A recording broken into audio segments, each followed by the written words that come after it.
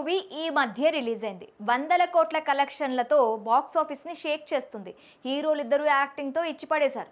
ఇలా RRR movie చూసిన అందరిని ఇంకో క్యారెక్టర్ బాగా అట్రాక్ట్ చేస్తుంది. అదే మల్లి రోల్.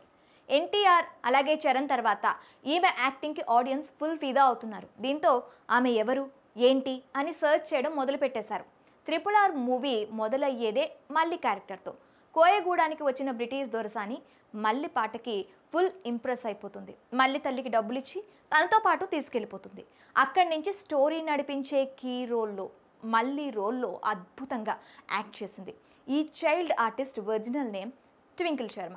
ఈ చిన్నారి సొంత ఊరు చండీగఢ్. డాన్స్ ఇండియా డాన్స్ షోతో గుర్తింపు తెచ్చుకున్న ఈ అమ్మాయి చాలా టీవీ యాడ్స్లో యాక్ట్ చేసింది. ఫ్లిప్కార్ట్ యాడ్లోనూ యాక్టింగ్తో మెప్పించింది. ఇది చూసిన డైరెక్టర్ రాజమౌళి RRR మూవీలో మళ్ళీ రోల్ కోసం ట్వింకిల్ని సెలెక్ట్ చేశాడు. నన్ను ఈడ ఇడిసిపోకన్నా ఆ అమ్మ యాదకొస్తుంది అంటూ మళ్ళీ చెప్పిన డైలాగ్ ఎంతగానో అలరిస్తోంది.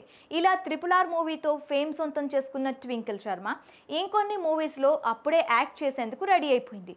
ఈమెకు పలు తెలుగు సినిమాల నుంచి ఆఫర్లు వస్తున్నట్లు తెలుస్తోంది. ఇదిలా ఉండగా టాలీవుడ్లో ప్రజెంట్ RRR మానియా నడుస్తుంది.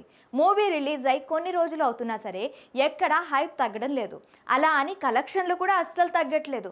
రిలీజ్ అయిన 3 రోజుల్లోనే 500 కోట్ల రూపాయల కలెక్షన్లు సొంతం చేసుకున్న ఈ మూవీ ఇంకొన్ని రోజుల్లో 1000 కోట్లు, ఆ తర్వాత 1500 కోట్ల మార్కును క్రాస్ చేయడం గ్యారంటీగా కనిపిస్తుంది.